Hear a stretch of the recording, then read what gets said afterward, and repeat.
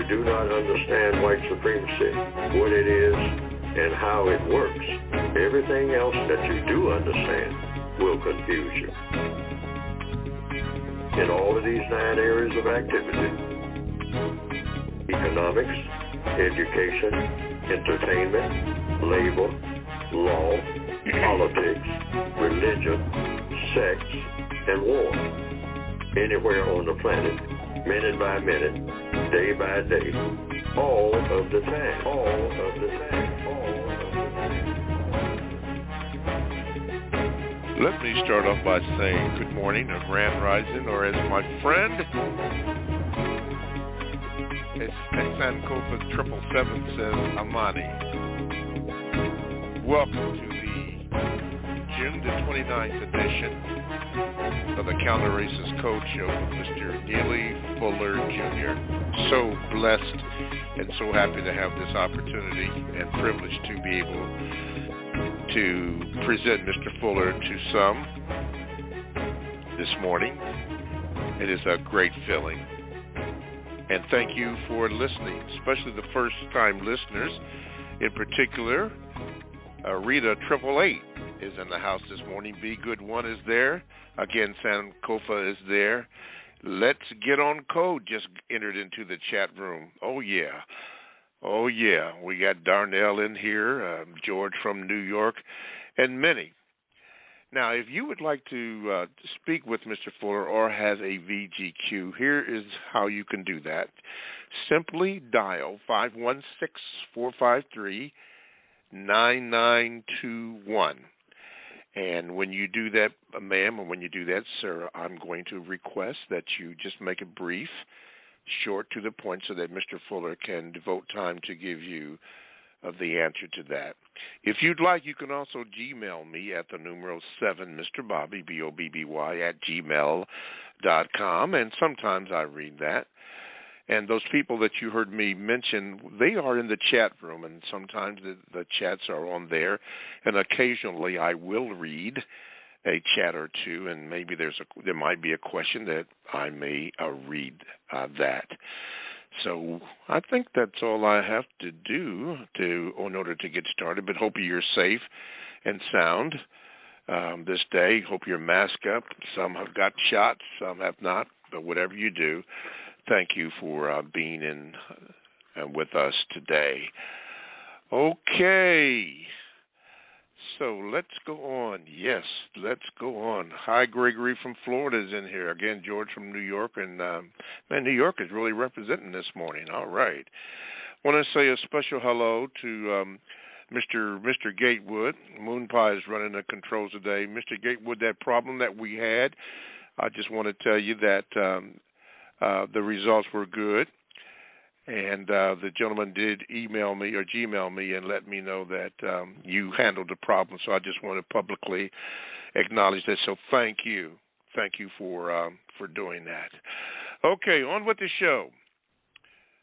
Let me present to some and introduce the others. Mr. Neely Fuller Jr. Mr. Fuller, good morning, and how are you? Good morning. I'm still learning. All right. Good morning. I'm still learning. I think Moon Pie said that this morning as we got on. We're all he said he's still learning, and I know I am, and we all are. Before we get started, though, there was this communication that came to me, Mr. Fuller. This person indicated that they did speak with you and gave me permission that if I chose to read this, and I'm going to share this with the whole world here, as I can get this in here. She mentioned that she had called you in the afternoon and that you had permitted her to share it with you. And she said that she was a little bit insecure about the possible interference with our communication, but with the usual suspect. But she said that she was okay with me to read this. And she said, let's see here. And she said that Mr. Fuller's critical and desperately needed concepts with us. She said, "Dearest Mr. Fuller, I'm sharing a quote with you from a book by Matthew McConaughey entitled Green Lights, only because it made me think of you, Mr. Fuller. Quote, the great man is not all to each, he is each to all. The genius can do anything but does one thing at a time, end of quote.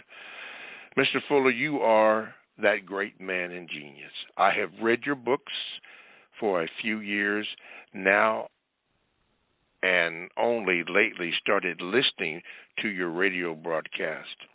I listened yesterday when Mr. Bobby asked you about the counter-racist code show long ago service agencies that you knew of, and when you started singing that song, I was cracking up right along with Mr. Bobby. You are hilarious when you are ready. I've laughed many times with the truth of what you're saying and how you say it. It is as if we are one spirit. I have begun calling libraries in Minneapolis, St. Paul area to request that they purchase your books if they don't have them on their shelves already, as Monica from New York suggested. Last week I also called KMOJ Radio, a black station that broadcasts worldwide on FM dial, and told them on the air that they should check out the podcast on ProduceJustice.com and air your broadcast, which I believe would help our people to stop hurting and murdering each other. In the last month, 3 children between the ages of 7 and 10 have been shot in Minneapolis, and 1 is still in the hospital holding on to life. I will continue, Mr. Fuller, to tell people to check out ProduceJustice.com.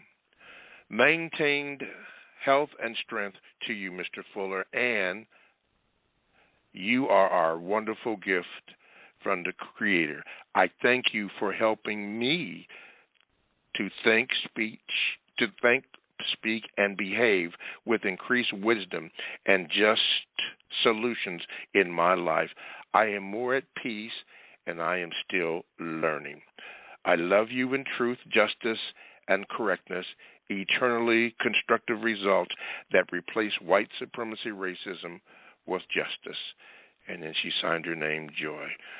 She was, Mr. Fuller, she was so elated that she had an opportunity to share that with you. And she's really excited about, getting that message out. And even over the air, I guess the terrestrial radio station in Minneapolis, Minnesota. And I've had a few, Mr. Fuller, people indicate that they have contacted their libraries to see if they are carrying your materials. And people are interested. What do you think about all that? Well, I think that people should take an interest in what I've written. I recommend, that's why I wrote it, I recommend that that's what people do. But I also recommend that they also keep an open mind and just read the book and see if there's any value in it. Any people who consider themselves interested in the race problem, and some people say that they are, I just say, well, it's a whole lot of books, millions of them, really, going way back, that talk about the race problem. So just throw mine in the hat along with all the rest of them. And if you have time to read it and pick up, and the book itself says that you just pick out anything that you can use, but always reference where you got it, because if you don't do that, you'll be causing confusion, because they'll get it mixed up with something that somebody else wrote.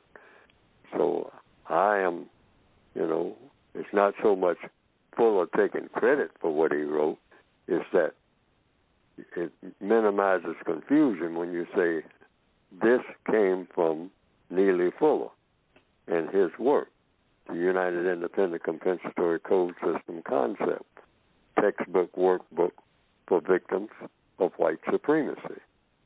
And that way it might distinguish something that somebody had read before that came from somebody else's book.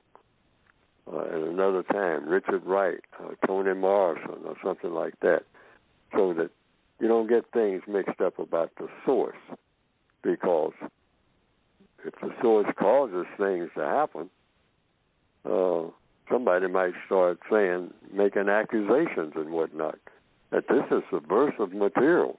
This is dangerous material. And so they'll be accusing one person of having said it when that person didn't say it at all. They were just repeating what was in the book that they read.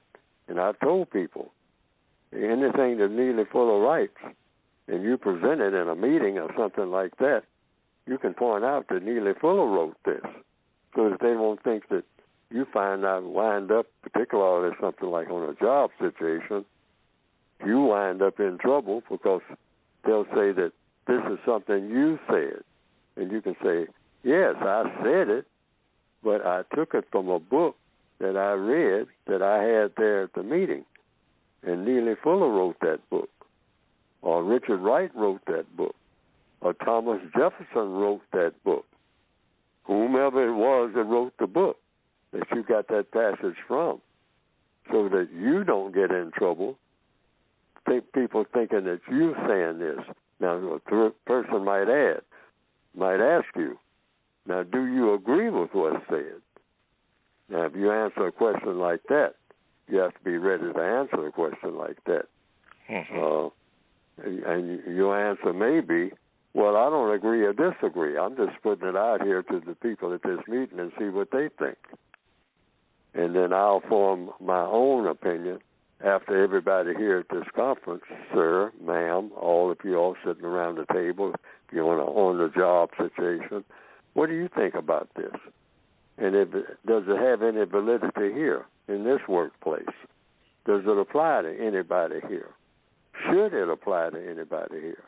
See, you might have many questions, but that's how the book is supposed to be used. But you can always, it's a reference book. But I'm just saying that that's my viewpoint of my own book.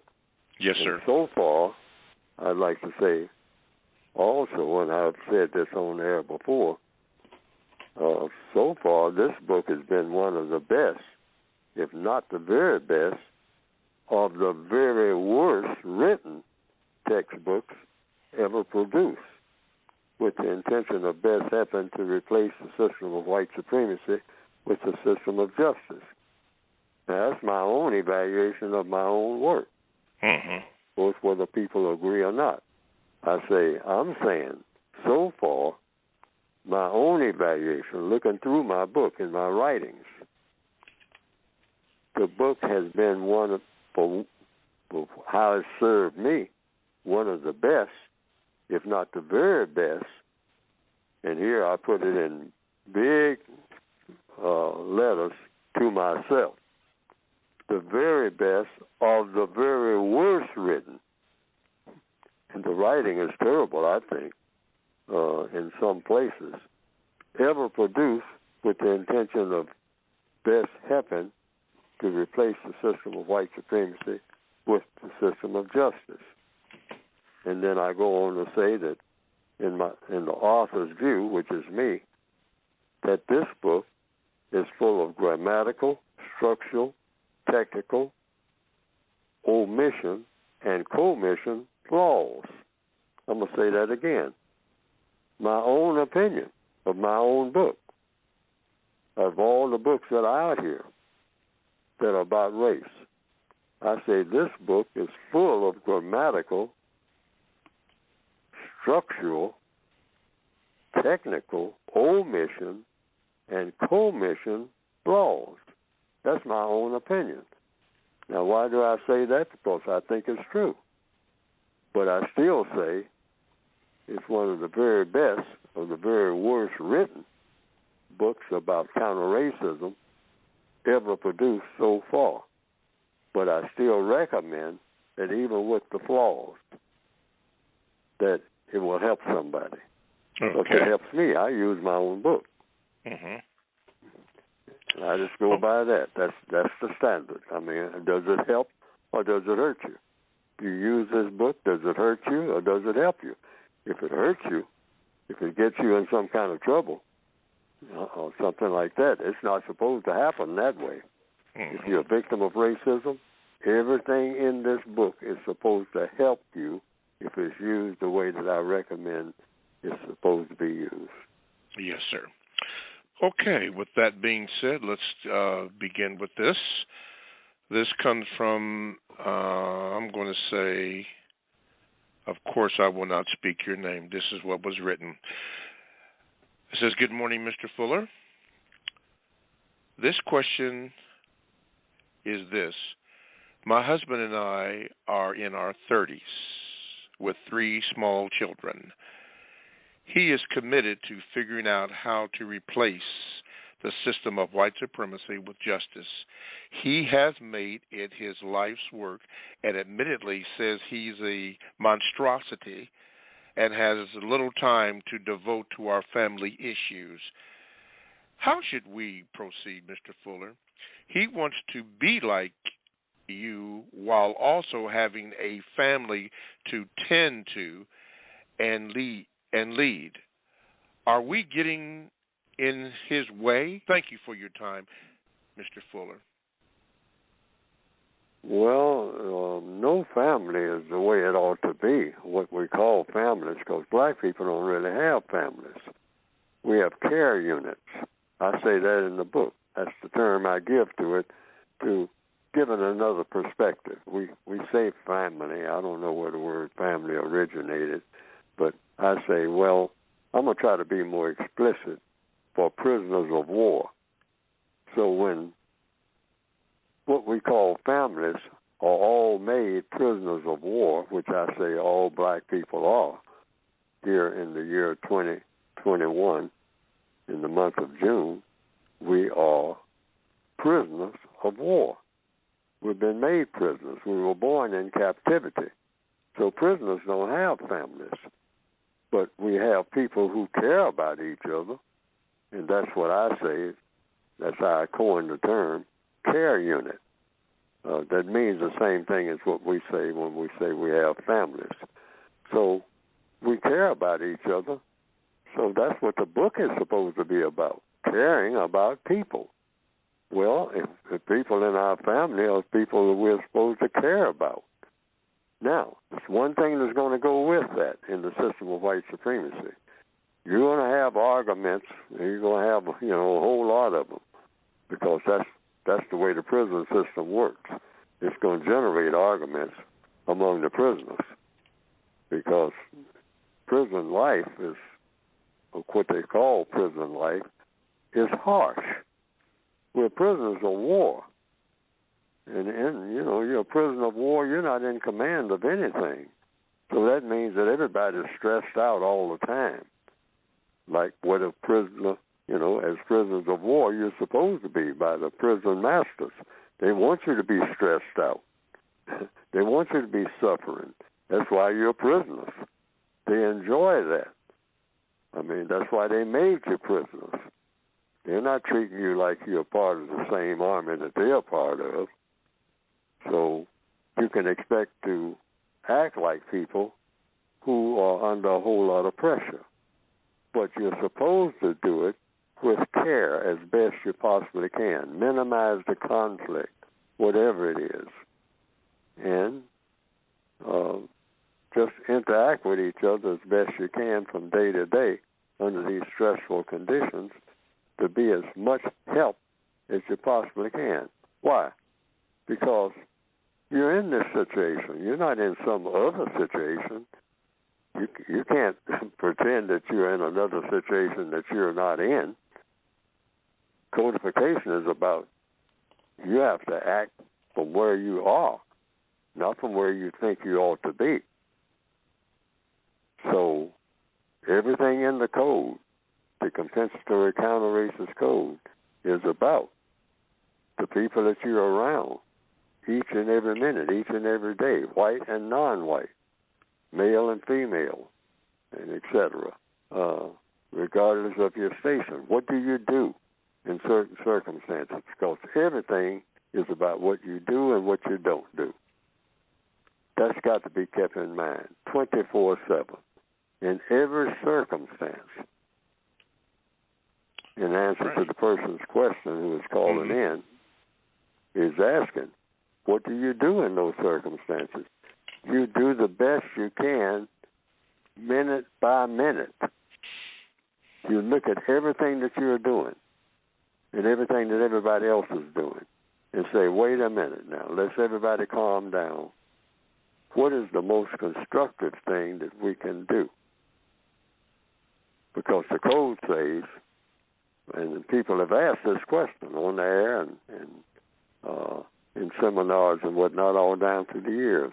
They say, Fuller, when does the code start operating? I mean, where do you go? I mean, do you go to meetings? Or what organizations do you join? I say, code is operating all the time. It's supposed to be. Code just means doing the best possible thing right at that moment, wherever you happen to be, that can ever be done by anybody if they were in the same circumstances. Mm-hmm. I'm going to say that again. Doing the best possible thing that will produce the best results right this minute, right where you are, that anybody could ever do in that same circumstance to produce what? The most constructive results. Always keep that in mind. How you talk to people, how they react to how you talk, what you do. If you're doing something, is it producing a constructive result?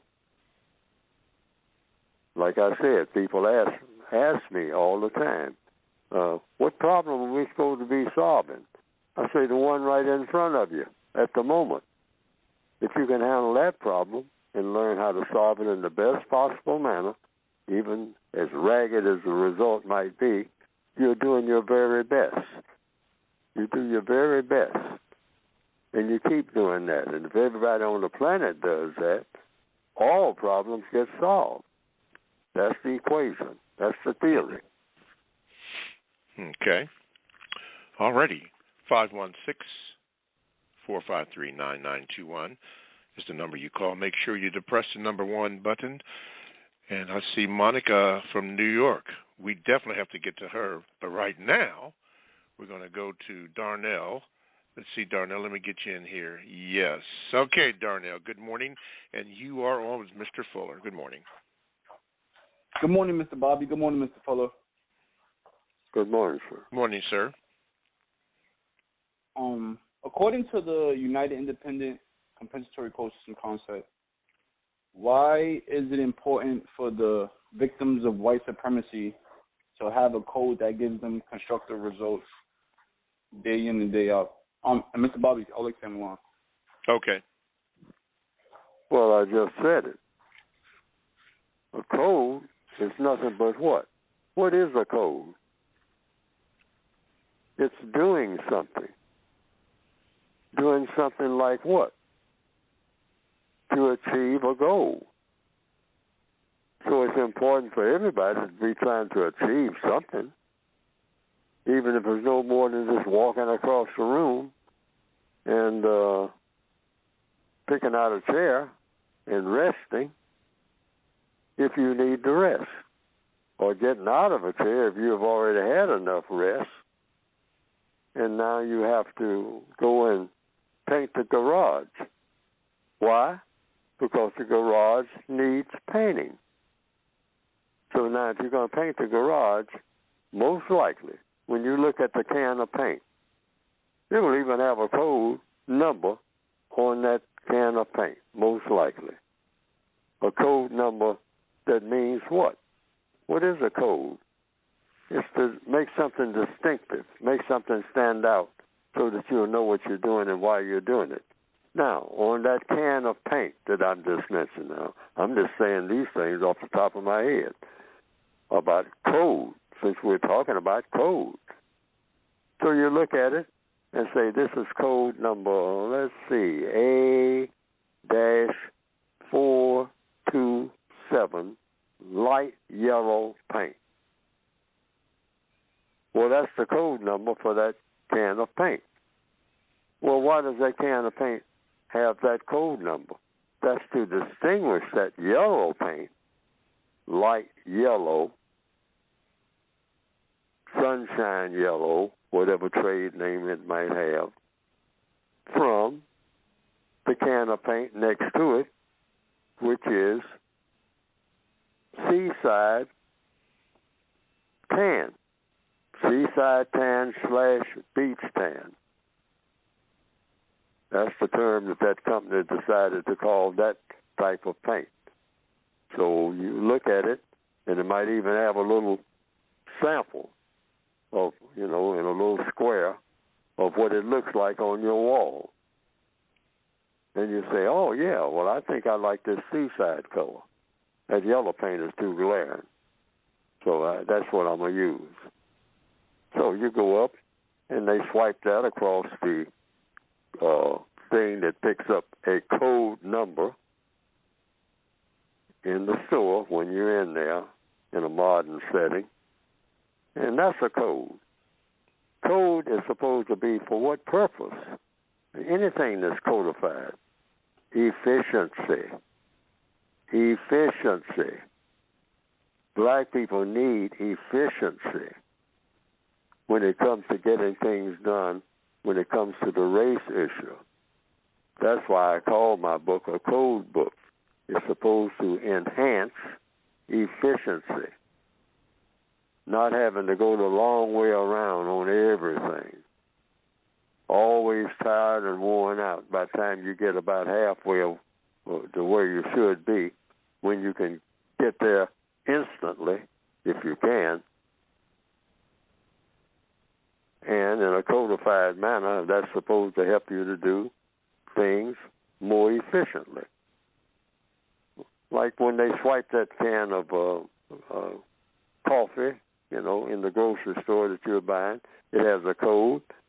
Now, in the old days, the clerk at the counter had to look at the coffee, look all over the can, look all over the bottle or whatever it is, find the price, all right, $1.96, and then might even have to write it up on a sales slip. Now, you got a long line of people there. And you can see the clerk in the old days, actually, with a lot of paper stacked up there, because every time you make a sale, you have to have a bill of sale for each one of, the customers that come up. Might have to even write it out in longhand. 1 can of beans, 2 boxes of eggs, dozen, 2 dozen eggs. Write that down, okay? And the person might even want a copy of it. I mean, it's a slow process. But things move slow in the old days, and people got used to it. But then they say, hey, what about coming up with a codified way of doing everything more streamlined? I mean, even including having where the people line up. All right, have a short line and have a fast line. People just have a few items. They want to get out of there in a hurry. So we'll just say, 15 items or less. That's a codified idea. Somebody came up with it at a meeting. And they say, yeah. Because I noticed some of the people that's got 1 item in their hand and the person in front of them got 5 baskets. Now, we maybe need a line to help the person along. I mean, customer service. I mean, bring more customers in. I mean, who just want 1 or 2 things, just want a package of chewing gum. So that's what that's about. I hope you understand what code is for. It's for efficiency and accuracy in dealing with the truth and getting things done in the most efficient manner. We need something like that to solve the race problem. Yes. Okay, I hope that satisfies you, Darnell. But right now, this is what we are going to do. You are listening to the Counter Racist Code Show with Mr. Neely Fuller, Jr. I am your co-host, Mr. Bobby. To get in contact with the show, the number is 516-453-9921. Make sure that when you call that number, Press the number 1 button if you have a question or a VGQ. And eventually I will get to you. So make sure you do that. You can also Gmail me at the numeral 7, Mr. Bobby, BOBBY, at gmail.com. And it probably will not be read on today's program, but it will get in line. And at a certain time or program, I will have an opportunity to read it, and I will inform you of that. You can also get into the chat room. It's open. Emery Lubumba's in here. JJ from England, from London, England is in. Let's Get On Code is there. Rita 888 is there. Oh, yeah, I don't want to miss anybody. But, yeah, Be Good, One Sankofa, yeah, all there. And occasionally I will read the chats. But that's who you're listening to today. The Counter Racist Code Show with Mr. Neely Fuller Jr. And I can see right now we got Monica down the line. Monica, we're going to get to you. You're going to be third or fourth here coming up here. But right now we're going to go back to New York. And we're going to go to George. George, you are on with Mr. Fuller. What is your question? Hey, good morning, Mr. Bobby. Good morning, Mr. Fuller. I have two brief questions. Hello? Hello? Just buffering. That's not good. I can hear everyone. Mr. Fuller, can you hear me? I can hear. Okay, yeah, you're breaking up a little bit. Okay. Hello? Wait a minute. There you go. George, can you hear me now? Yes, I can hear everyone. Okay, go ahead, George, with your question. Okay, I have two very brief questions if time allows. My first question is how can non-white people decrease distractions as much as possible in their day? What is the most codified way of decreasing distractions, especially distractions that you're quote-unquote addicted to or tied to? Yeah, distractions. Well, first of all, what do you mean by distractions? You mean like you're trying to concentrate on one thing and somebody's trying to get you to concentrate on something else? Yes. Yes. What does it mean? I've heard this word distraction used quite a bit. No, and to the best of my understanding, it means if you're trying to talk to a person about the weather and the person wants to talk about how to run a sewing machine. Is that what you mean? They want to talk about something different from what you're talking about. To me, that would be more so changing the subject. It is a form of distraction, but the way I see it is your focus diverting from one thing to another frequently. Say technology, for instance, your cell phone could be a very distracting tool. Many things these days are very distracting, and I just want to know how can we exercise discipline in the best way possible to avoid distractions and stay codified and focused on the tasks at hand. Oh, by staying focused. Like if you're reading a book.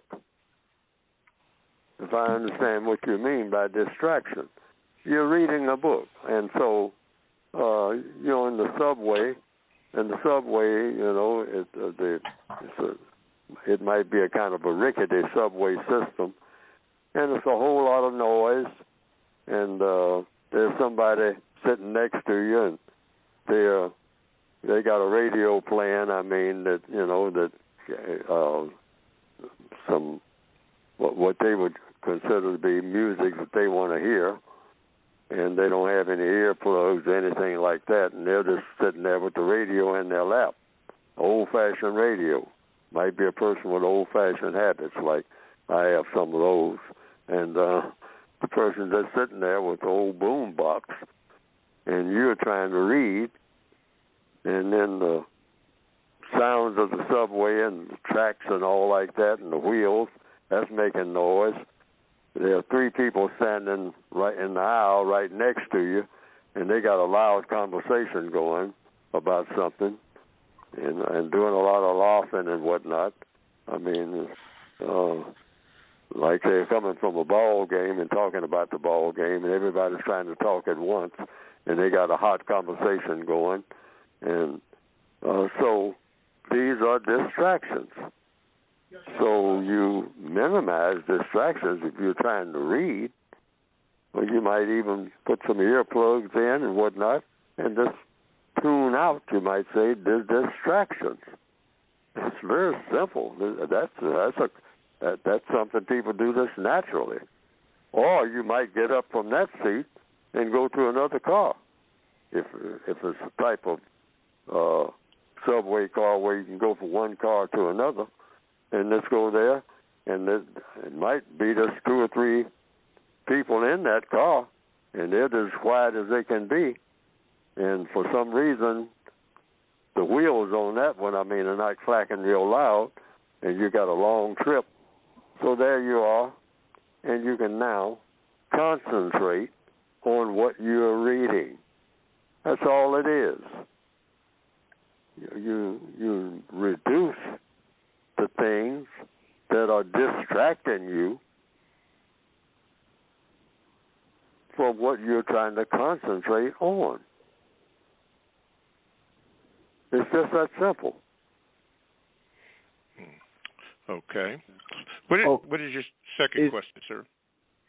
Okay, yes. There are many non-white people in the world who find that they could, at the same time, challenge racism, white supremacy, that they could be in successful sexual relationships with white people. And I find that many of the statements that they make in regards to racism, white supremacy, can be very confusing, or you see that, or incorrect or untrue. Is it correct for non-white people who are fighting racism to be publicly questionable of non-white people who make statements about racism? So non-white people who are dating white people, is it correct for other non-white to publicize the fact that they're dating a white person when they're making statements about racism, and use that when looking at their credibility? Oh, well, we got some confusion going on here with your question, because I have to understand the question. To simplify it, is it correct to take into account somebody, a non-white person, dating in a sexual relationship with a white person?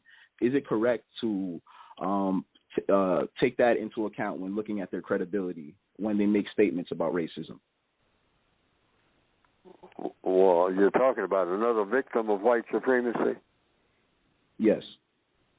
Well, that comes under VGQ. Whatever statements they make about racism, you just look at the statement, and you see if the statement is something that will produce a constructive effect, or a constructive result, rather, or a non-constructive result. And that's coming from anybody, anytime. That's what I mean by concentrating on the code. It's not so much who's saying what, it's what is being said. He's not making passing judgment on the other victim. You're just listening to what the person is saying. So it depends on what the person is saying. And it does if what the person is saying, does it have a constructive effect or a non-constructive effect? Because it's going to be one or the other. You say, now, this thing that this person just said at this meeting, regardless of, who the person is, whether you know him or not, whether you've ever seen him or not, what you know about him or not, statement that the person just made at this meeting on the job. You never even saw the person before. So you don't know anything about the person other than, whether it's male, female, maybe, what their racial classification is, or what their title is on that job. But you look at what the person is saying. Pay attention word for word what the person is saying. And if the person is saying something that you think is constructive, then you ask yourself, first of all, is it constructive? Why is it constructive? Can it be used to produce more constructive results? and then you go with that. And if it doesn't, just ask the question, about, you ask the person. Go to page 171 to page 172. What is it you're talking about, sir?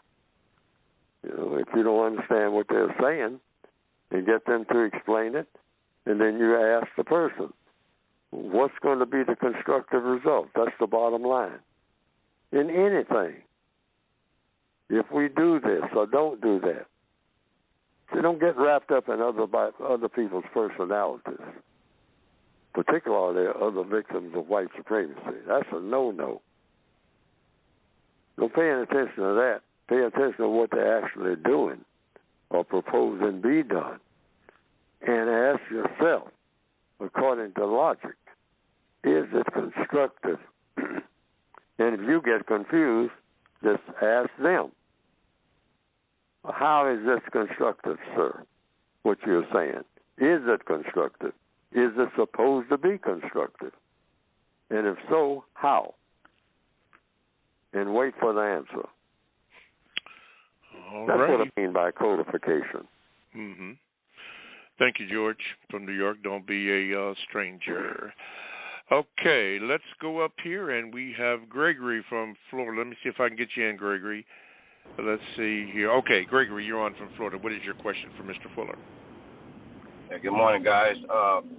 Mr. Bobby, I've been listening to you interview Mr. Fuller for a long time, ever since you took over from Brother Kahari. And my question is for you, is what have you learned by your friendship and working alongside Mr. Fuller over the years?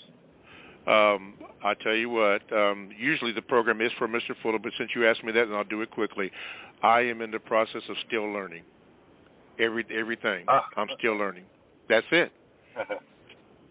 That's great. Now, did you have a question for Mr. Fuller? Yeah. And I want to know. Go ahead, Mr. Fuller. Yes. Oh, I was just going to interject. I'm making a codified error now. I mean, because I wasn't asked, so I just let it go. People want to hear you. But people want to hear you speak, Mr. Fuller. They really do. Oh, so just like you, Mr. Bobby, you said you're still learning.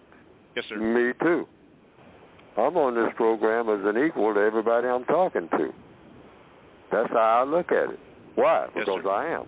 I'm just a fellow prisoner for the people out here who are classified as non-white in the world of white supremacy. See, I'm just a fellow prisoner. There's somebody in the crowd shuffling along in the chow line, you might say, or milling around in the prison yard. I'm no different. Wear the same uniform, and the number might be different, meaning my name, but that's about all. That's it. That's the only thing. Okay. Well, you're one of our smartest victims. You're one of our smartest victims we have, Mr. Fuller, for sure. There's no doubt about that. And my question for Mr. Fuller is, what can we do to get your book like number one? It should be. I feel like your book should be the number one thing. There's nothing out here remotely close to your knowledge, the things you're talking about and saying. What can we do? I think we should ask the world, what can we do to make this book number one? It should be number one. Just tell the people to go to producejustice.com. Almost everybody can do that in the northwestern hemisphere, and other parts of the world, just tell them do the best they can to get copies of the book. But producejustice.com, that's the only outlet I have right now. I'd like to have a whole lot more outlets, like someone called in and said about being in the libraries and all like that. I'd like for my book to be, in everybody's desk on the job, if they have a desk job. Every non-white person on the planet, every student, every college student, every high school student, because I think it's written at the high school level. When I somewhere along the middle of when I was writing the book, I said, I have messed up big time. That's what I said to myself. I said, I'm writing this book for people who are at least at the high school level. I should be trying to write this book at the 5th grade level. And that's how I recommend that people write any book that they're writing. Try to write at what we call commonly even in, I don't know what the 5th grade level is in every classroom all over the world, but I'm saying in the Northwestern Hemisphere, if you can, try to write what you write at the 5th grade level. 5th grade. Try to use all these different words just because you know them, but be conscious of the words because it takes painstaking writing to write a simple book, 5th grade level book, when you have a whole lot of, you might say, college level or even 12th grade level, high school, words in your head. So you accumulate more and more words in your head, and you have a tendency to use words that you have accumulated. But, you know, in counter-racist codification, everything is about making everything as simple as you possibly can. Yes, I didn't do that. I have too many words, I mean, that some people might say that completely unnecessary. I mean, some people who have read my book, they say, well, you know, you could have said this much simpler. But it's difficult to write something simple when you have been taught to write complicated, like what a lot of schools do. They say increase your vocabulary. Well, sometimes when you do that, you're shooting yourself in the foot as far as communications are concerned. Yeah. All righty. Gregory, don't be a stranger. Thank you for calling. And somebody might ask, well, you know, Mr. Bobby, you said you're still learning. What are you learning? I'm learning how to be better. Learning how to be better, even on this show, because I make so many mistakes. But I'm learning how to be better on or off the air. But thank you for your kind words, Gregory. Thank you so much. And don't be a stranger. Okay, here it goes, right here. Been waiting on this. A lot of people have. And I am so happy to introduce her again. This is Monica from New York. And, Monica, I want to tell you there's been a lot of people all across this concept called the United States that have taken your suggestion about having books in the libraries all over. And just want to thank you. Monica, good morning, and how are you? Good morning. Boy, Mr. Bobby, you're making me feel like a superstar.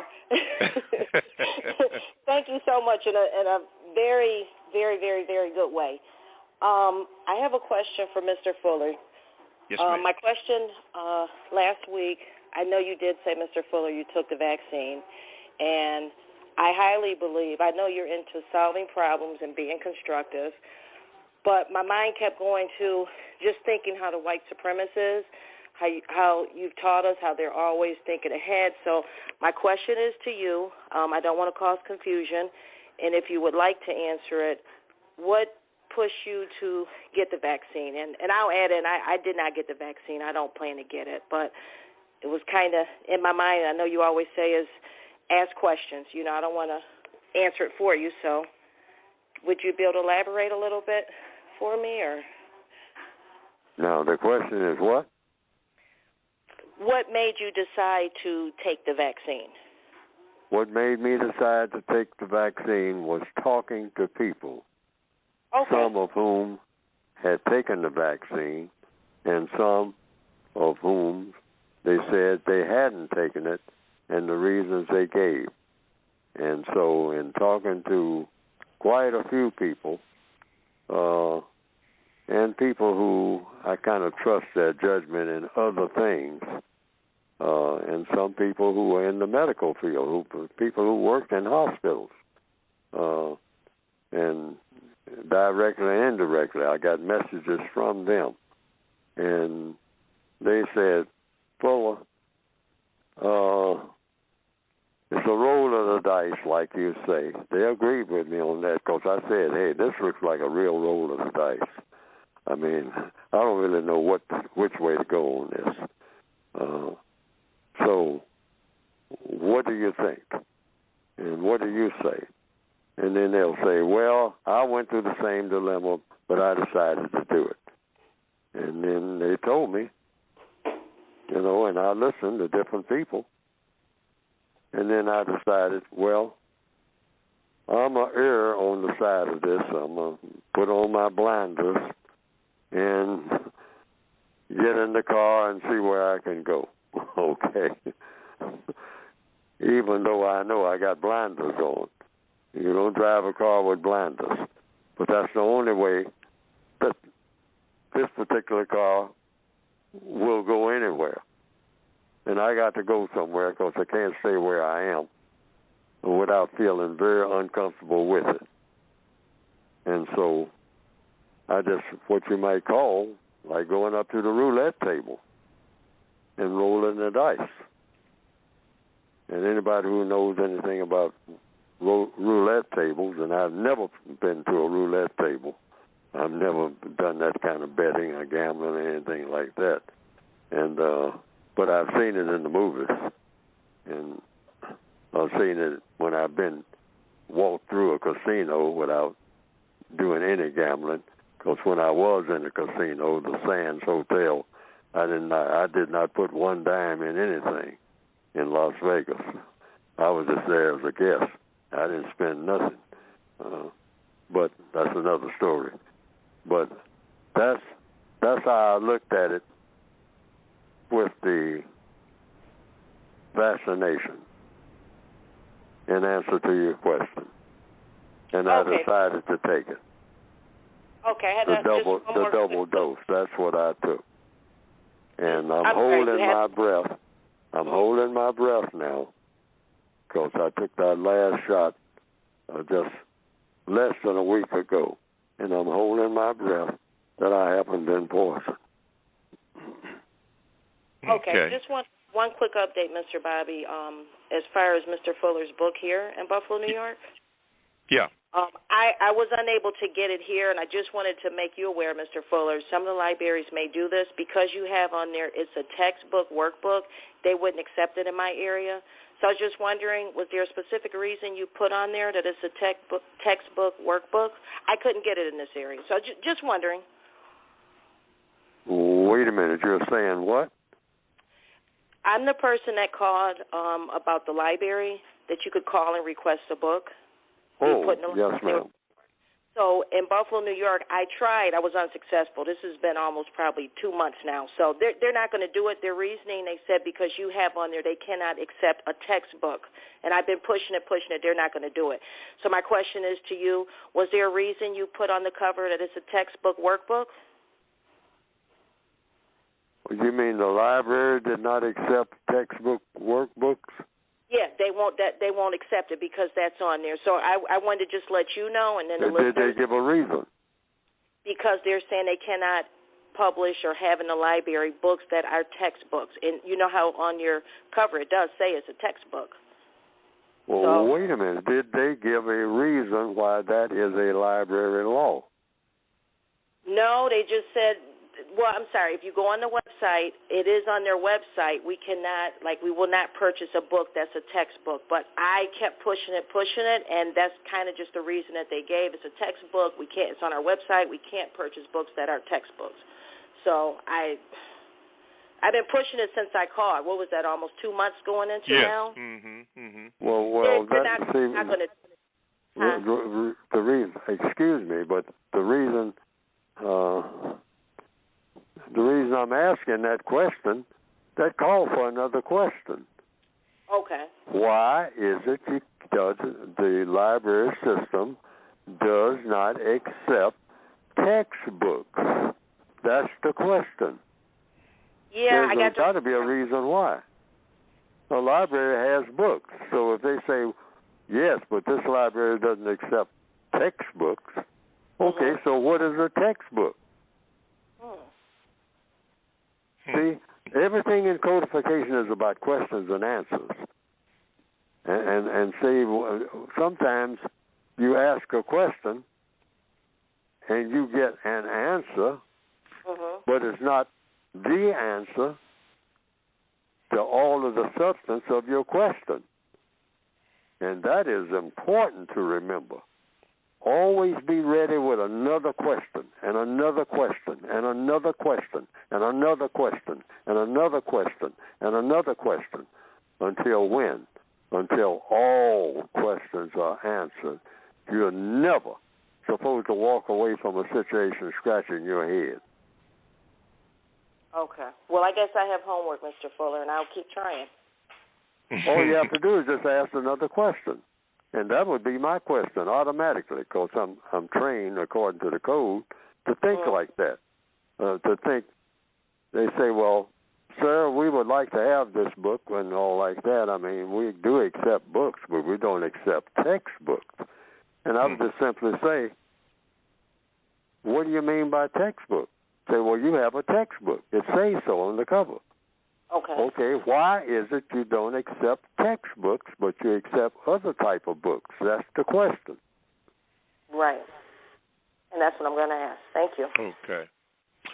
All right, Monica, thank you so much for calling in, even for the information that you have given us today and the whole world that is listening. Thank you. Okay, thank you so much, Monica. And don't be a stranger, honey. I will not. Okay, thank you. Well, Mr. Fuller, this is what we're going to do. We got about 2 minutes, so let's speak about that book for the remaining 2 minutes before we have to close out the first hour. Yes, go to Produce Justice. Everybody in the world, as far as I'm concerned, who is classified as non-white or a person of color,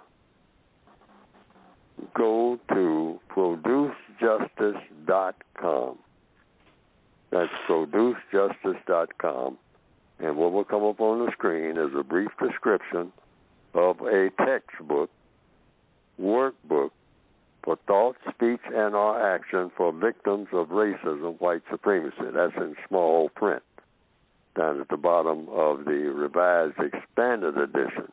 It's in bold print on the original edition that came out in 1984, which some people want, but I always say this is the old copy of the Revised Expanded Edition. That's the original book. But I recommend the 2016 edition. It says 2016 on the cover in smaller print, right by the name of the author, Neely Fuller Jr. A Compensatory Counter-Racist Code, 2016, Neely Fuller Jr., Revised Expanded Edition. Now, that's the recommended edition for people who are buying the book. But some people want the original copy, too. And so that's why I started printing it again. I put that book out of print. But I started having it printed again because people said they wanted both books for some reason which they themselves would be aware of, because in the Revised Expanded Edition, it covers just about everything that's in the original edition, but it's a whole lot more of it. And both books have a pretty hefty price on them. And then there's the Word Guide, which is an extension now. It's an extension. Actually, it's all one book of the Revised Expanded Edition.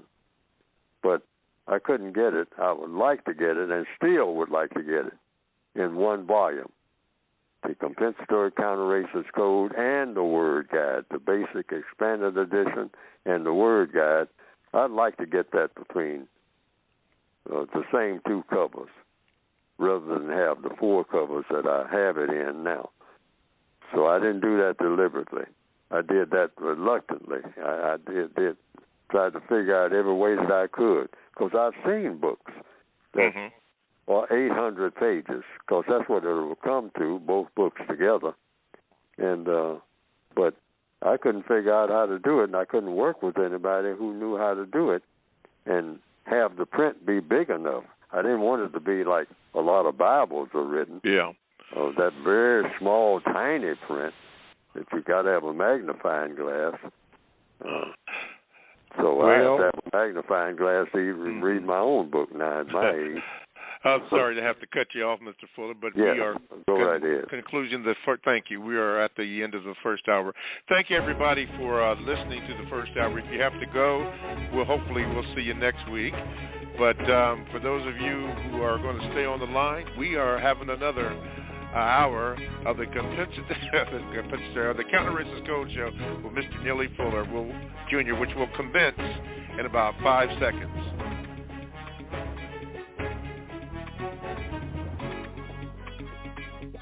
Alrighty, welcome to the second hour of the Counter Racist Code Show with Mr. Neely Fuller Jr. And if you'd like to get in contact with the show or ask questions, you can. The number is 516-453-9921. And I'm going to ask, when you do that, in addition to, if you have a question, to press the number 1 button, limit your question to just one question, because we now only have an hour, and we need to get as many phone calls in as we can, and maybe if we have a chance to read some Gmails. You can Gmail me at the numeral 7, Mr. Bobby, BOBBY, @gmail.com. And it'll go in rotation, and I'll be able to read it at some other point in time, which I will inform you. Chat room is now open. We have several people in there from all over the world. If you'd like to get in there, you can just get in there and put your chat in. And occasionally I'll have an opportunity to read it, so we'll see what's going on here. Okay, starting the second hour, picking up on the end of the first hour, and speaking about the books, Monica from New York indicated that she was having problems with the local library in, I believe it was Buffalo, New York, about a statement that the library has allegedly made about something about it being a textbook and not accepting that. I don't know the situation. She was there, and this which she encountered, but you can still ask your local library if they do not have that book, and if they give that reason that it's a textbook, as Mr. Fuller indicated, you may want to ask questions why. Is it that policy, since the library has so many other books in there? I've not heard that before, but you just never know. I have my suspicions, but my suspicions that's another thing. And we also heard that Mr. Fuller has somebody wanted to know, a lot of people wanted to know about him taking the shot, and he indicated that he has, and he went in for his second shot, with reservations, hoping that he mentioned that he hopes that he's not poisoned. I have also taken the shot too, after months and months and months of research, as best as I can. I'm very skeptical of anything that quote unquote they are involved in. I don't know, but you have to be your own judge on the situation. If you take it, I guess so, that's good, I guess. And if you don't take it, that's good. I will tell you, one of the things that I did research was a book by Dean Koontz called The Eyes of Darkness. Dean Koontz, by The Eyes of Darkness. You may, by Dean Koontz, The Eyes of Darkness.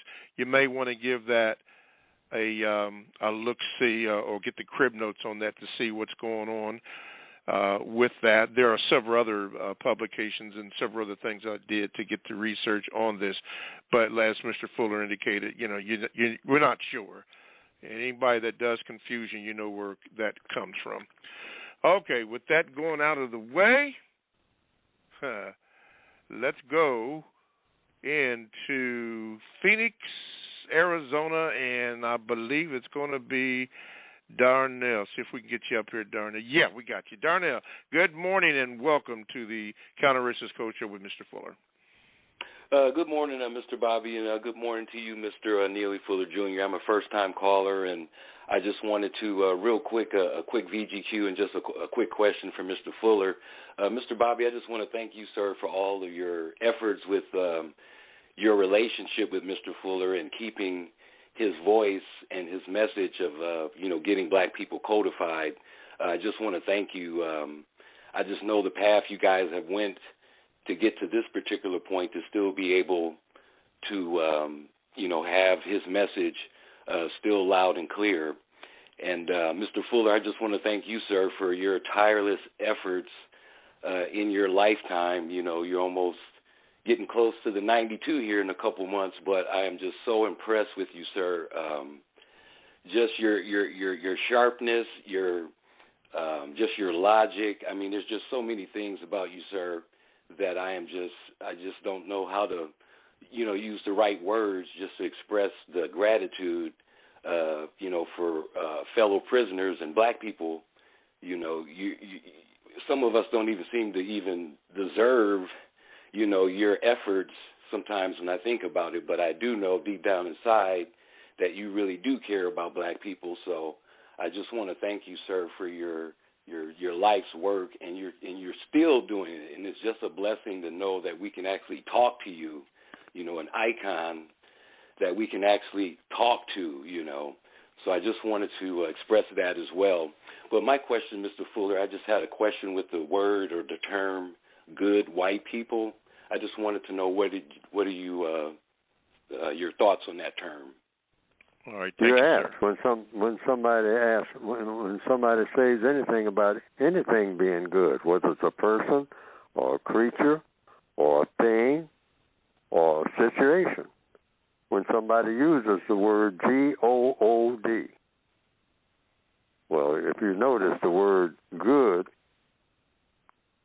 is just an added O in the word good, but if you take out one of those O's, you have what? God. See, so, and then a lot of people use the expression, God is good. Okay? It is added an O. Good is good. God is good. Good is God. Whichever way you want to mix it and match it. So, in order to determine that, and people say, one person is sitting there, say, for example, I'll give this rough example off the top of my head. A person's in a cafe, 3 people sitting at a table, sidewalk cafe, eating, and they're all eating the same type of food. They ordered all from the same menu, and they all ordered the same thing. And so one person says, "Boy, this food is good." And another person says, "Man, this stuff is awful. I can't eat none of this. I'm sorry I ordered it. I should have take another look at the menu and see if they got anything else. Anything would be better than this. I don't want none of this." And the other person sitting next to him saying, "Hey, well, if you don't want it, I'll take yours too. Hey, I can eat all of mine and yours too." And say, "Well, you can have it." Okay? So what's good to one person may not be good for another. So you have to ask each person, what does that person mean when they say this is good? What do you mean? And do you recommend it for everybody? And what do you expect, since it's so good, the constructive result to be? Because something good is supposed to have constructive results. A person might be taking that second swig out of that vodka bottle. Say, "Man, that's good. That's good vodka." Say, "Well, what do you mean by good?" You say, "Man, hey, I'm a vodka drinker. It's good for me." Well, good for you how? What is the constructive result? What did the doctor say, since you've been a constructive vodka drinker for how long, you said? 20 years? Say, well, when the doctor talked to you last and you told him about that vodka that you drink, what did the doctor say about the vodka? Well, the last doctor I talked to, I stopped talking to him because he kept telling me I was going to have to stop drinking this vodka. Oh. Well, do you think the vodka is good? If the doctor says it's not working for you, it's working against you? You just have questions, that's all. Everything in codification, period. Not just dealing with racism, because everything directly and indirectly is dealing with racism in a racist world. But everything, all you have to do is ask enough questions. Don't stop asking questions. Be ready with the next question and the next question and the next question until when? When do you stop asking questions? That's a question. When you got all the answers you'll ever need. That's when you stop asking questions. When you have all the answers that you will ever need. All righty. Thank you, Darnell from Phoenix, and you don't have to be a stranger. Okay, let me see here if I can get this correctly, pronounce it correctly. Let's see, Kamal from, hopefully I got it right, probably didn't, but we'll see here, from Raleigh, North Carolina. You're in the house with Mr. Fuller. Go ahead, please. Good morning. Thank you very much for accepting my call, Mr. Bobby and Mr. Neely Fuller, Jr. I first have offering to Mr. Fuller. I have an avalanche of appreciation for him and his work, and I could say for the record that I have love for him, brother to brother. I have 4 words as DGQ that I think are directed toward black people in a deceitful way. The words are denigrate, tarnish, renege, and renegade. I think that all these words refer to, as I mentioned, black people in a deceitful way. So thank you. I'd like you to consider those words when you hear them. And thank you again very much for all the great work that you do. Good day. All right. Thank you, sir. And you don't have to be a stranger either. Okay. This might be Dollar Bill from New York coming up here. Let's see here. Got you in here, Bill from New York. Go ahead, Bill. Mr. Bobby, Mr. Fuller. That's right. It's Dollar Bill in New York. Yes, sir. Thank you, sir. Good morning, Mr. Fuller. Wow, everybody is pouring it on for Mr. Fuller today. I'm going to play a little devil's advocate up in here today. You know, I've been teaching, so I got to, my kids, I've been working, Mr. Fuller, so I'm on vacation now. I'm glad you took your shot. I took mine, too, around the same time. I'm so proud of myself. I just want to ask you, just really talk about, you said, there's 2 things. I hope, Mr. Bobby, you got my question. I emailed it in a little while ago about American, African, and Asian. And that being, I hope you read that email. I'm just wanted to let you know I sent that one out. Okay. But today I want to talk to you. You said something in your original version. You have a page called on page 334 of the original version of the United Independent Compensatory Concept Code System Concept. Oh, and Mr. Fuller, they do have your book in the library. Okay, what she is forgetting that it's usually in black libraries for research. You can get it at the Schomburg in New York City here, and basically it is a research book. They don't lend it out, okay? So I just wanted to let you know that. So maybe she needs to look for it in that method, and then maybe she can possibly get it to be a book that you can check out, or it can go on e-book, but maybe that way. Hey, Bill, excuse me. Yeah. Did you say that you can get the books in library in a library as a research book?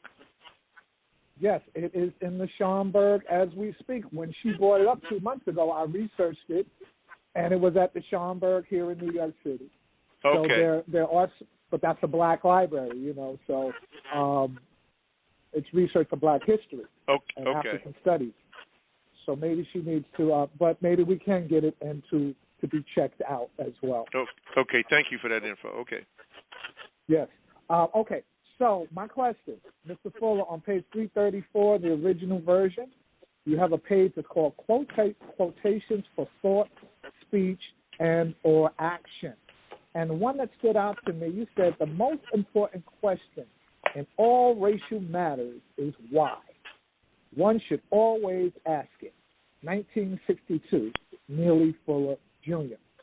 My question to you is, Mr. Fuller, I would like to start going into the section of war, and I know you don't want to talk about it, but I was wondering if maybe we could find some type of criteria that we could discuss it, since we are being bombarded and really flanked and really just bombed with all of the things that are hurting black people, so that we are making so minimal progress.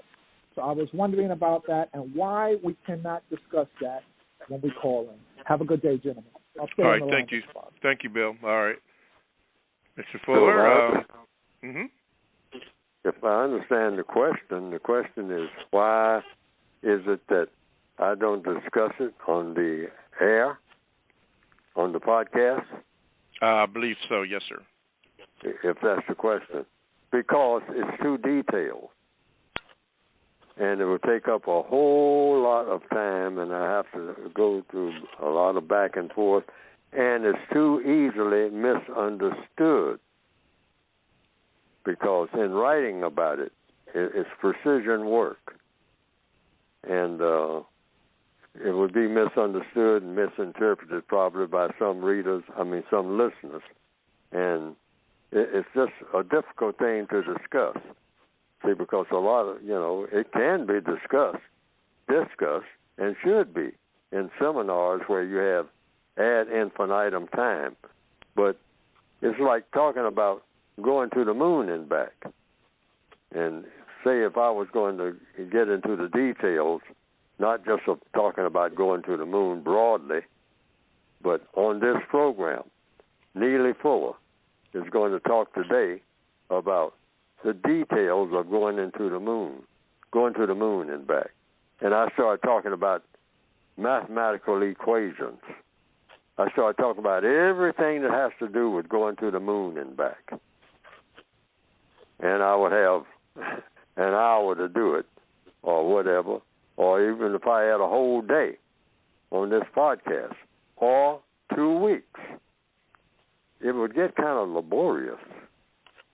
So that's why I just said that on the air, I'm just not going to discuss anything in detail about the war section at all. I'll just tell people to read it. For the same reason, and this might be a kind of a ragged illustration, that I wouldn't elect to talk about everything that has to do with the details, all the technical language, all of the equation, the mathematical equation that it took to figure out what the weight of a can of sardines would be if we're going to take a can of sardines.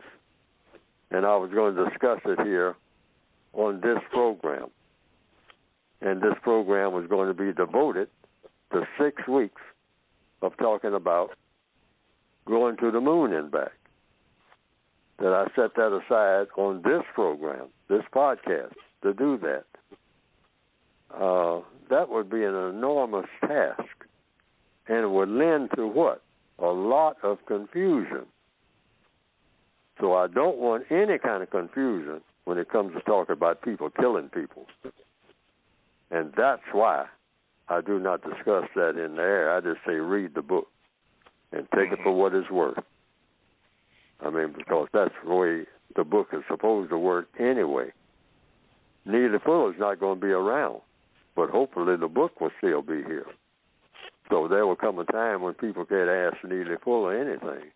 And that time, I think, is going to be right around the corner, because I've just about reached that corner where I'm going to disappear. So a lot of this thing about, that's why the code itself says, don't put your stock in any person in counter-racist science. Put it in logic. Put all your attention in the logic of what's being said. Logic stays here. Logic came with the universe.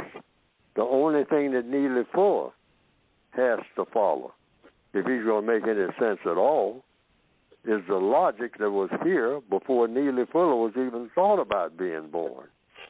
So that's what I tell people to tap into. Don't get in the habit of following a person. I don't care what kind of person it is. Why? Because that person is heading for disaster. Not only that, I've never known of any person who wasn't loaded with flaws.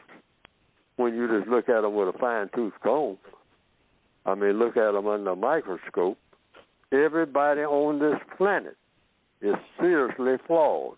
That's right. So don't get enchanted by any person. Mm-hmm. Go with logic. Logic came with the universe. It'll be here when everything is gone. That does exist. Uh-huh. Everything that exists came through the process of some force using logic. All righty. Okay, thank you, Mr. Fuller, very much. Okay, listen, everybody. We have a lot of calls that are on the line. I'm going to try to get to them. So I'm going to ask you, please, ma'am, please, sir, limit your question, make it short and sweet so we can get everybody in, because if we don't, then somebody's going to get cut off. So I'm going to start with you, Victor from Canada. Make it short, make it sweet. Good morning. You're on with Mr. Fuller. Chemically tampering my food, like when I order something from a restaurant and you have the delivery person or the people making the food, and you sabotage the food by adding chemicals that it didn't come with. That is an example of administrative terrorism.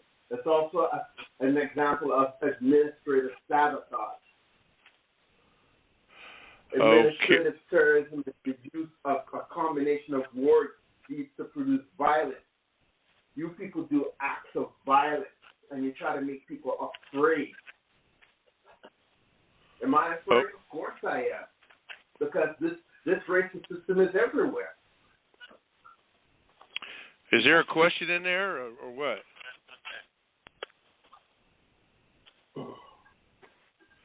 All righty, let's go to Mike. You're on with Mr. Fuller. What is your question? Good morning. Hi. Thank you, Mr. Bobby, and thank you, Mr. Fuller. I really appreciate you both having changed my perspective over the few years that I've been listening to the program. I wanted to add to what I think it was Monica and Bill were saying. A couple of years ago, I did ask my local library to purchase the book, and they were able to get it. Now, it was maybe a special situation because I have a relationship with the librarian, and it is one of the libraries that Bill described. It's a Black Heritage collection here in Roosevelt, New York, and they were able to get it for me, both the textbook and the word guide, and they have it on the shelf. So what I would suggest is people keep trying and maybe try to establish relationships with if they're Black librarians, which there are very few of, sort of like Black teachers.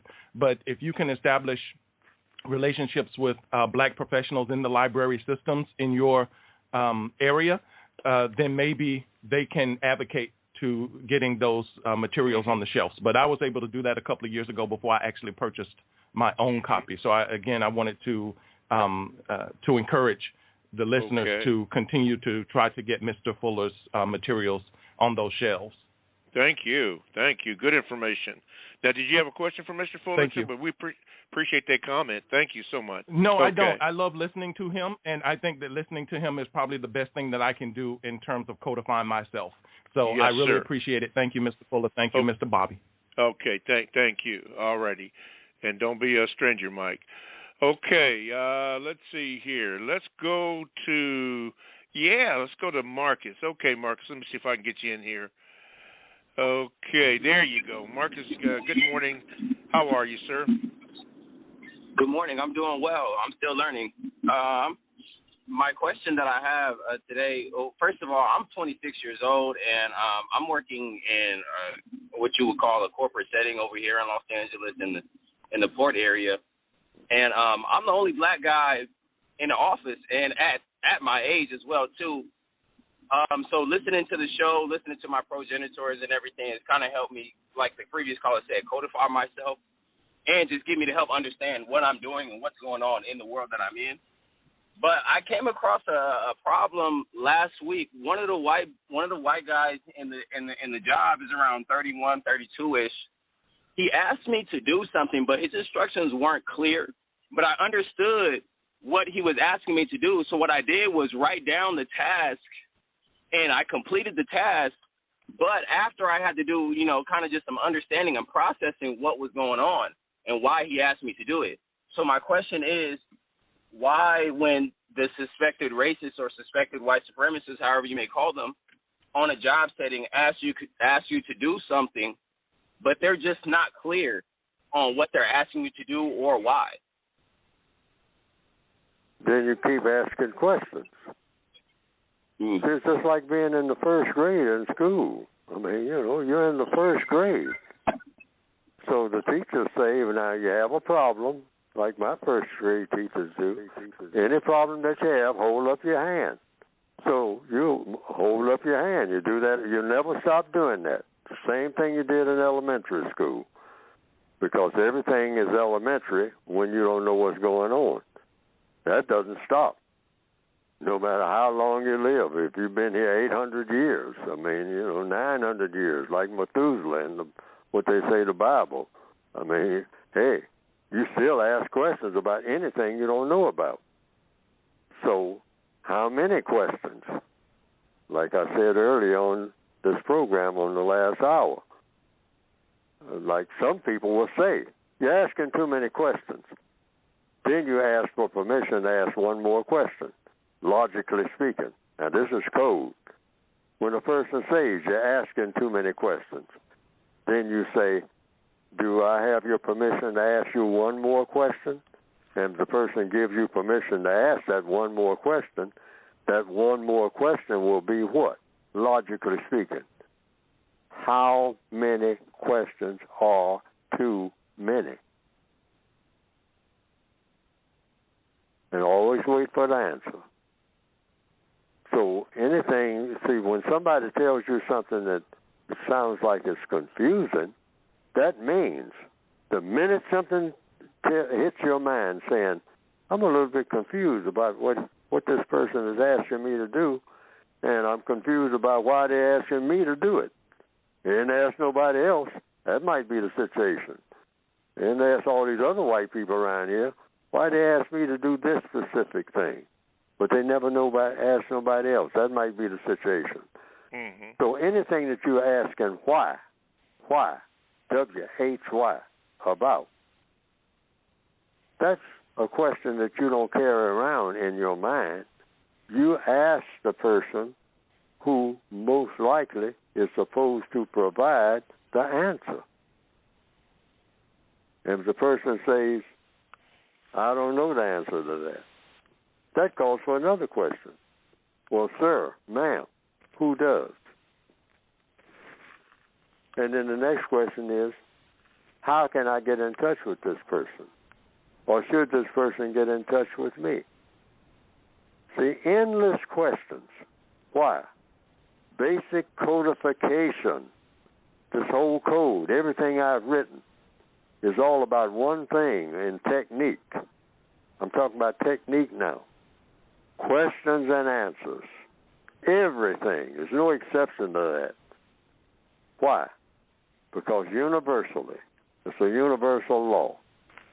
All problems, I don't care what kind of problem it is, every minute of every day, everywhere on this planet and in this universe, every problem is solved through the process of what? Questions and answers. Questions and answers. Questions and answers. Questions and answers. Endless questions and answers. Well, what do you mean by endless, Fuller? That's a question. What's the answer to that? Endless meaning as long as all questions have not been answered, you got questions to answer. Because there's an answer to every question. There's no such thing as a question that doesn't have an answer. Yes, sir. All righty. And with that, let's do this. You are now listening to the Counter Racist Code Show with Mr. Neely Fuller Jr. I am your co-host, Mr. Bobby.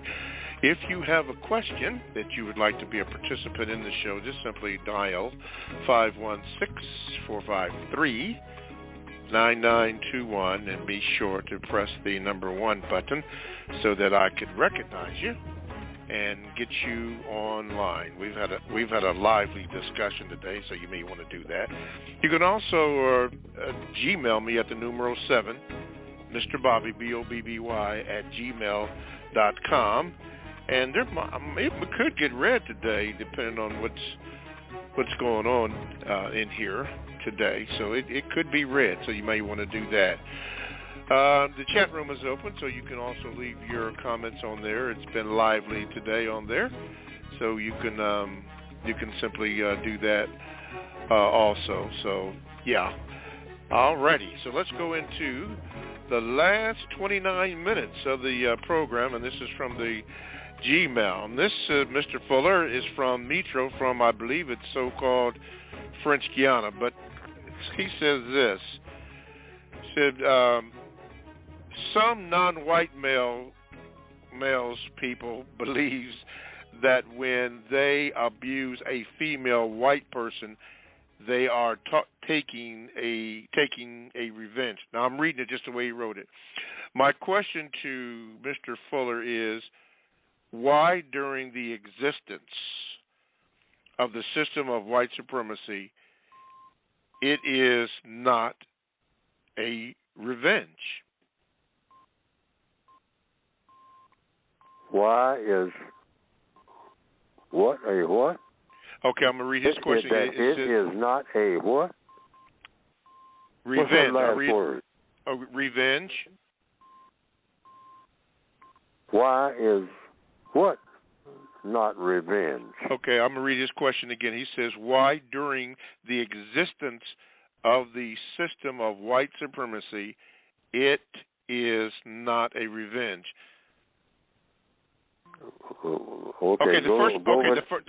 Okay, the first part is, he says some non-white male people believe that when they abuse a female white person, they are taking revenge. He said, my question is, why during the existence of the system of white supremacy, it is not a revenge? It's not a revenge when a white person does something to a non-white female? No, let me be clear. Just as he wrote, he says some non-white males believe that when they abuse a female white person, they are taking a revenge. My question to you, Mr. Fuller, is why during the existence of the system of white supremacy, it is not a revenge? Oh, I don't know. You'd have to ask the people who are doing whatever they're doing and get to why they're doing it. Code. That's, whatever people are doing, there's a reason why they are doing it. And, you're looking at it, you might have an idea of whatever's going on, some type of revenge is being taken, and they might look at it from a different perspective altogether. So you just ask the person. That's how you always start. You just say, why are you doing what you're doing? And what do you expect the constructive result to be? It always comes back to page 171, 172, and paraphrasing it in different ways, asking yourselves these questions about what do you want to do, why do you want to do it, how do you plan to do it, and what do you expect the constructive result to be? That applies to every situation. And you can change it any way you want to, or depending on what it is you want to know. Applying it like it does in page 171 and 172 is just one illustration there, and that is applying it to yourself. What do I want to do? Why do I want to do it? How do I plan to do it? And what do I expect the constructive result to be? So if I understand the question at all, the answer procedure would be the same thing. What do you want to do, sir? Or if he's already done it, why did you do what you did? And how did you plan to do it? If you planned to do it, did you have a plan before you did it, or you just did it without a plan? Okay? And what did you expect the constructive result to be? Or what was the constructive result? If it was revenge, what was that the result you were looking for? Revenge, and what do you mean? And you can ask a question about that. What do you mean by revenge? Were you seeking revenge when you did what you did? And why did you need revenge? What was the constructive result of the revenge? What are the ramifications? How will it affect things in the future? Will the things that will be affected in the future as a result of what you did, or if you taken revenge?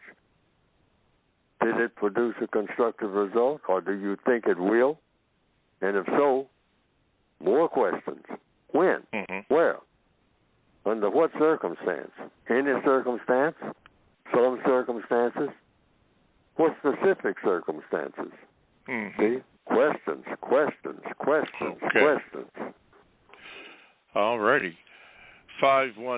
516-453-9921 is the number that you call to get in contact with Mr. Fuller, as 3 people have. But listen now, when you do that, please, ma'am, please, sir, give your name to the call screener so that I can know who I'm speaking with. Otherwise, the thing is blank.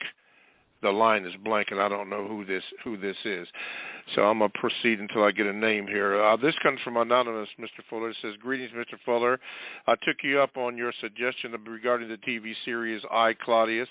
It's a 12-part series produced in the UK in the 1970s and was shown on public television. It is a fictionalized account of the history of the Roman Empire and shows the possible beginnings of the global system of racism, white supremacy. I think it is very constructive and recommended for all victims of racism, white supremacy." That was sent from Anonymous, and that was one of the that's on your list, isn't it, Mr. Fuller? Yes, it is. I, Claudius. Yes. It's about a Roman emperor who was considered, they called him a nickname, Claudius the Idiot. But by everybody thinking he was a person who was mentally deranged but harmless, he survived. And that's one of the lessons in the movie. I mean, sometimes, in very hostile situations, somebody can think that, well, that ain't nobody. I mean, he ain't trying to do nothing. He can't even do nothing for himself. I mean, he's an idiot. Everybody laughs at him. So nobody pays any attention to him. But he wound up being the emperor of Rome by being what they called an idiot. Or somebody that nobody paid any attention to. They didn't take him seriously about nothing. And everybody else was taking everybody else seriously, and a lot of them wound up real dead, real quick. Yeah. All right? But Claudius didn't, because they said, he ain't even worth killing. He ain't worth talking to. Nobody pays any attention to Claudius. Okay. All righty. One more here. This is from Aaron. He says this, "Good evening, Mr. Fuller. Why does it appear the white supremacist is trying to deliver symbols of progression and equality by celebrating June 19th as a federal holiday and removing Aunt Jemima off of the pancake mix box, etc.? What is the end goal in sending these mixed signals to the non-white people of the world?" Well, the white supremacists, if they're white supremacists, everything that they do is to give strength to the system of white supremacy. Now, they sometimes disagree with each other about how they go about doing it. And there's a lot of that going on right now, and always has been. They have what the white supremacists themselves call civil wars. No such thing as a war being civil. When you say civil, what do you mean? Civilized. No such thing as a civilized war. Never has been. Nothing civilized about war. When somebody kills another person, there's nothing civilized about that. Period. Doesn't make any difference what the reasons are. That's not a civilization. Period. That ain't happening. So how can you have a war that is civil? That's a total contradiction right there. According to what, Fuller? According to logic. Logic, yes, sir. And so, but the white supremacists do combat each other, and always have, and they continue to do so And it looks like to me that's just another part of it. One white person will say, well, hey, I'll still be selling pancakes, so I'll take the picture off, Now, let black people celebrate about that, Let our prisoners, because prisoners of war are always looking for anything, any kind of little happiness they can get. So that's why black people have a reputation for being celebratory people. It's not because we're all that happy. It's because we're looking to be happy, and we have so few things to be happy about. So anytime somebody's break out the balloons and start doing a little tap dancing or beating on a drum, that's our calling, because we are so miserable that any excuse to celebrate anything,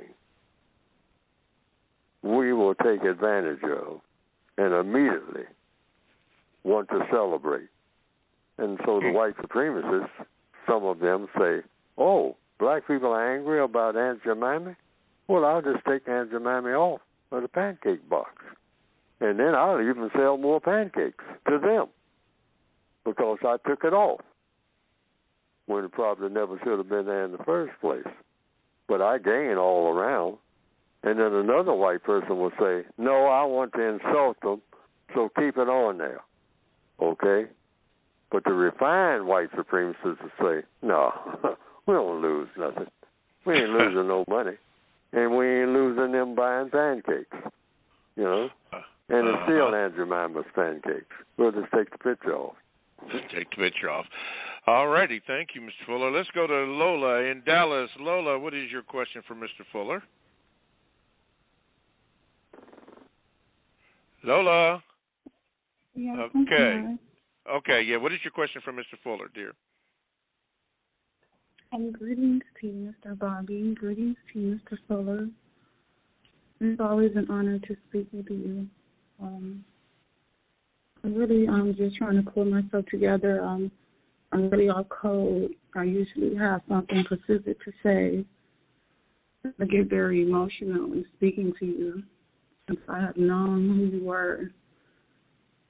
I've been just emotional and just trying to be logical and saying, white supremacy, they weaponize everything. And the more I observe the world, the more quiet I get, I guess. It's so hard to accept what has happened to us, to the black man. And as they continue to be destroyed, everything else is destroyed. That's in logic. One of the callers is right. A lot of people, some people are not just worthy to ask questions when they have not even begun to scratch the surface of logic. Like you said, Mr. Fuller, you said we have to start from scratch. It's easy to say 1 + 1 is 2. But what is the meaning of that 1? What is the meaning of that 2? Anything the black man has lost, he can regain, because logic, he was the one who created logic. So they have burned our books. They have burned our libraries.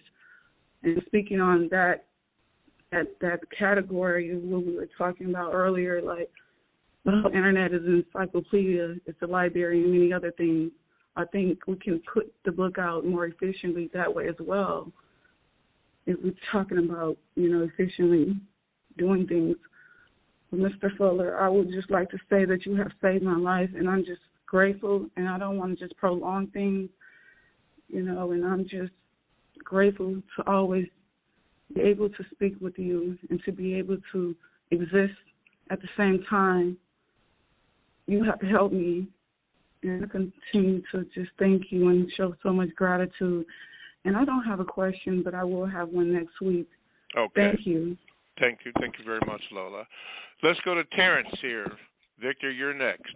Terrence, good morning. You're with Mr. Fuller. What is your question? Hey, good morning, Mr. Bobby. Good morning, Mr. Fuller. Good morning. Good morning. I wanted to try to create my own code or advanced code, as Mr. Fuller has been saying.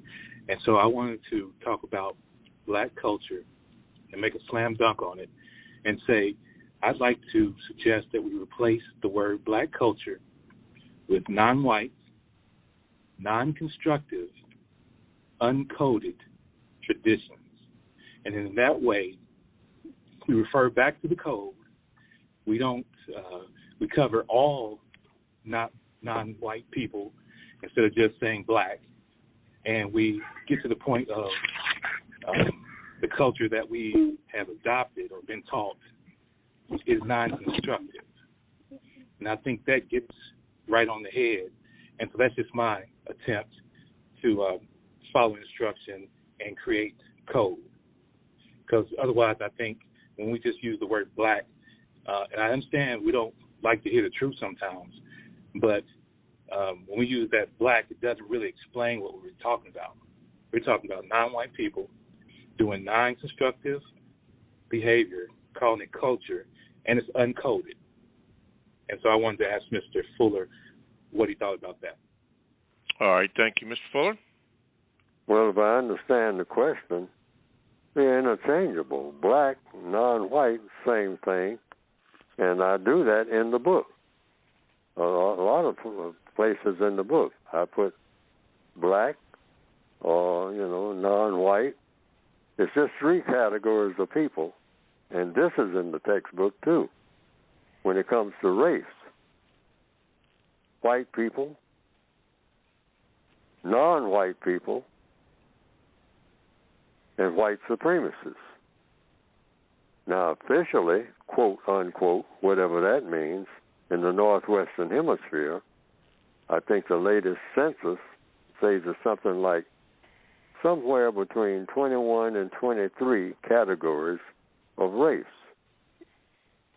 Now, in 1860, there were just three classifications then, and that was white, black, and mulatto.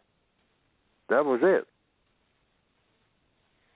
And here in 2021, you have something like at least 20, over 20 categories that are considered racial categories. Something even called other. So if I was walking down the street looking for a person in a racial category called other, what would that other look like? Nobody explains it, but that's a question. That's a logical question because that's a category. But I'm saying for black people, for non-white people, for victims of white supremacy, it's three categories. White people, non-white people, that's black, brown, red, yellow, tan, beige, any shade of color, because white is not a shade of color, depending on how you want to look at it. White is the absence of color.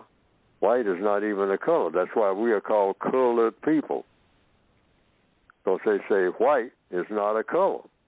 White is a color when it comes to paint, but white is not a color. It's the absence of color when it comes to people. Now, who decided that? Well, the usual suspects, the white supremacists. How is it that white, when you go to a paint shop, you will say white, I want some white paint. And or if they ask you what color paint do you want, you will say white. The person, if you're going to use talking about people now, they'll say, well, yeah, I got white paint. That's the color white. But when it comes to people, white is not a color. That's why white is not a person of color, because white is not a color. See, I'm talking about paying attention to words, paying attention to how people use words, because that's where all of the confusion comes from. In everything is how people use words. So how do you deconfuse confusion? Ask questions about every word that is used. You can even ask the question and you know, you go to college or whatnot. Say, why is it that white is not a color when it comes to people, Professor, but white is a color when it comes to paint? And then sit down. Don't embellish your question. I mean, that's a flat-out question. And watch that professor. You're going to tie up the whole class now, okay? But you can do it. I mean, some student right now who's listening to me, just do that in the classroom on social studies. Why is it that white is a color when it comes to paint, but white is not a color when it comes to people? And then sit down and wait for an answer. The answer should be very interesting. Very interesting. All righty. Last call. Victor, let's see here. Victor, you're on with Mr. Fuller. Go ahead, please. Oh, hi, Mr. Bobby, Mr. Fuller. The question is, there is administrative espionage. There's administrative. These are different types of. These are the 10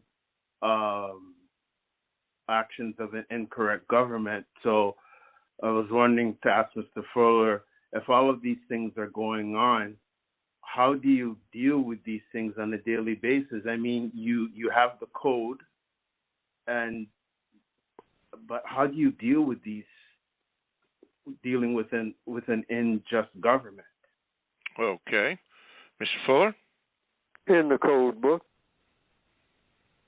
In the code book, but pay attention to the words you're looking at. Every word is important in the way it's used and what I've written anyhow, I would hope. Now, there may be some mistakes in there, but and I'm sure there are, but I tried to minimize them as best I possibly could. But in answer to your question, just use the code. And if there's any questions about, you know, why you use this or why you did that, you just say, well, this is what's in the book. And you're just going by written what somebody else wrote. And that somebody else is me. So if there's any you get in trouble or something like that, I always tell people, you shouldn't get in any trouble using Neely Fuller's textbook, because you can always say, wait a minute, I just repeated what's in this book, but I didn't write this book. So if anybody got any problems with what's written in this book, don't take it up with me. Take it up with the author of the book. The author is, let's see, Neely Fuller Jr., whoever he is. That's a person that never talked to me or never heard this program or anything like that. Wouldn't know me from a chair or a tree, okay, or a rock. But hey, Neely Fuller wrote this book. Any of y'all got a problem with what's in this book? And I just quoted something from this book. Don't take it up with me. Take it up with Neely Fuller, because he wrote it, whoever he is. I don't know nothing about the dude, except he wrote this book. And so, just take it from there. You shouldn't get in any trouble. It shouldn't be any dilemma in the use of the book. And I'm telling everybody, just use the book. Use the book. Quote from the book. Okay. Word for word. Tell other people, hey, you look at it and see what you see. You know? Now remember, when you look at it, I didn't write this book. That's some jive Neely Fuller said, putting out here. I mean, you know, he said that. So if you got a problem with it, take it up with him. Yes, sir. All right, I think we got the last question here. This comes from Transcendent. Says, could you ask Mr. Fuller about the important scene in The Band of Brothers and how a victim of white supremacy used this ideal to deal out here on the battlefield? I guess the scene was we're paratroopers. We're supposed to be surrounded. Did you see that movie, Mr. Fuller, Band of Brothers? Oh, yes. I'm the one who's been mentioning this on my movie list. Okay. And according to my TV guide here in Washington, D.C., they're going to have it on the History Channel, again, the whole series. And I don't know where that episode was. I think it was 3 episodes next to the last. I think it's 10 episodes. That's about 10 hours.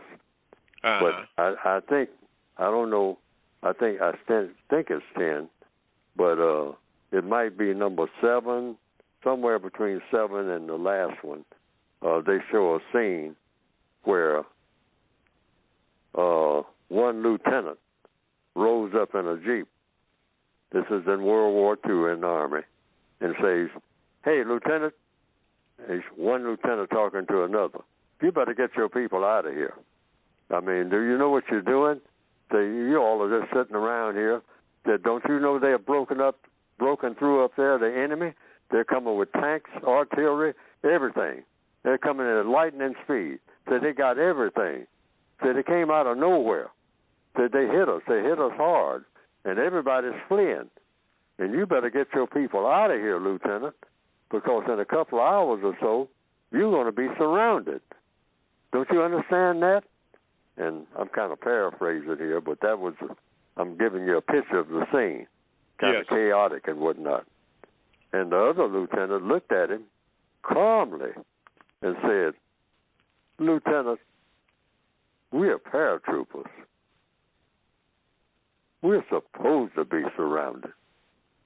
Meaning, hey, what you all are running from, that's what we train for. We run through a situation like this. This is tailor-made for us. So you all are the ones who are panicking because you ain't trained to handle it. So we train to handle situations where we are completely surrounded by an overwhelming enemy force, and we fight our way out of it. And we decimate them in the process. We do a job on them. Okay. So this is just right for us. You telling us to run and get out of the situation. This is the situation that we train to be in. Okay. Thank you very much, Mr. Fuller. The reason I point that out as important is because I'm saying that should be the mentality of black people when you have a code. Yes, sir. See, a code, we have a code. We need to get one. Those who don't have it, we need to manufacture it because I need it. I need to be building on a code. That's the one thing that we're missing in order to do what? To take care of this situation, not run from it. Take care of it. All right, that was from Transcendent, and she said, "Girly girl." So we've come to the end of the show, Mr. Fuller. So we got about a minute. So in that minute, you speak about your book so I can close the show out. Yes, just go to the website, producejustice.com, producejustice.com, and the material that I have to present, like I talk about every week on this program, is right there to purchase, and I recommend you get the revised expanded edition and the word guide. But some people, recently, a lot of people have just said, "Well, I want the old one too," even though it's duplicated in the 2016 edition. It's not necessary to have it. Most of the stuff that's in the first edition is in the second one, the 2016 edition. ProduceJustice.com. Okay, we've come to the end of the program, so thank you for listening. Thank you for all the callers. We made a lot of mistakes today, but we'll try to get better. Thank you, Mr. Fuller. Thank you, callers, and we hope to see you again next week. Thank you. Thank you, Mr. Fuller. Thanks again, and we'll try to do better.